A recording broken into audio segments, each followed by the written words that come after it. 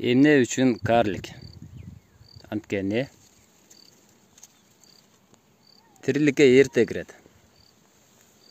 1 жылдык стар кримсоматы М9дагы алма. Көрүп турганыңыздардай 1 жылдык алмадагы мөмөлөр.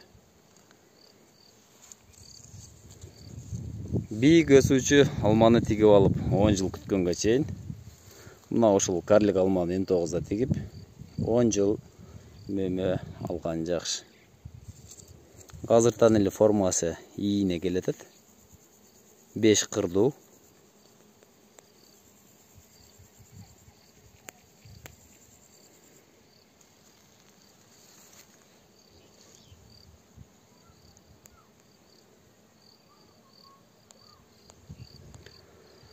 Мына туугандар карлик алмасын тигип, эрте мөмө алган жакшы. М9да мөмөсү майда болбойт. Бул эми сиздердин бакканга сөзсүз жараша. Эгерде азыгын суусун убагында берип, убагында бутоосун жасап турсаңыздар, анда бул көчөттөр сиздерге 20-30 жыл кызмат кылып берет.